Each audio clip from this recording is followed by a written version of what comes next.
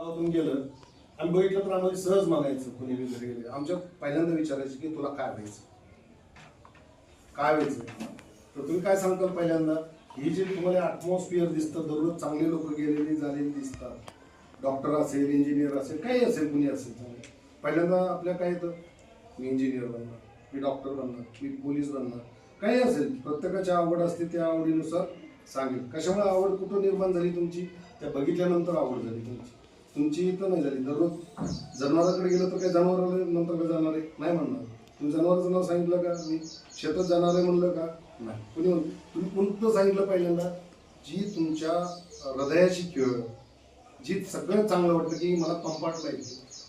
काय असतं दोन गोष्टी, तुम्हाला कम्फर्ट लाईफ कुठं वाटतं कारण तो गाडीवर जातो ह्याच्यावर जातो सगळं जातं की मनात काय झालं तुम्हाला की मी कम्फर्ट लाईफमध्ये जगायला, मला पण लाईफ तसंच जगायचं, मला पण तसं.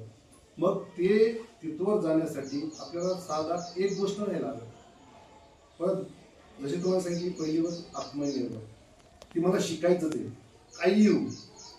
दुसरी गोष्ट आपल्या शिक्षकावर 100 नाही 200% कॉन्फिडन्स पाहिजे, 200%.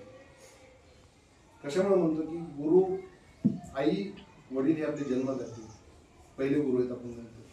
दुसरे गुरु जे आहेत की जे तुम्हाला चालायलापासून शिकवतात काही शिकवतात ते गुरु आहेत शिक्षक. प्रति शिक्षकाविषयी आपल्या याच्यात बघा तुम्हाला जेव्हा विश्वास असेल शिक्षकाविषयी आपल्या गुरुविषयी किंवा तरच तुम्ही शिकू शकता. जर तुम्हाला कॉन्फिडन्स नसेल किंवा तुम्हाला त्यांच्याविषयी काही वाटत नसेल तर मी किती वेळी जरी सांगितलं किंवा काही जरी झालं तर काहीच वाटणार नाही. तर पहिला दुसरं तत्व काय आहे, आपला जो गुरु आहे तो 200% मला त्याच्याकडून ज्ञान घ्यायचं.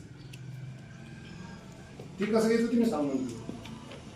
तर तिसरा सगळ्यात फॅक्टर आहे आपल्या सक्सेस होण्यासाठी टाइम टेबल.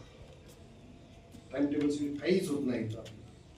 नाहीतर काय उठला कधीतरी बाबू गेला तरी कुठं तरी टाकली भाकर कधी बघा हल्लं किती अवघड पिरियड असू द्या काय असू द्या टाइम किती 24 घंटे आहेत आपल्याला. 24 घंटे 24 घंट्यातले आपल्याकडं आपण झोपायला कमीत कमी 8 तास समजू, 8 तास तुम्ही स्लीप करू शकता, 2 तास आईला याला मदत करू शकता, 10 तास गेले. शाळा किती तास असते तुमची 6 तास,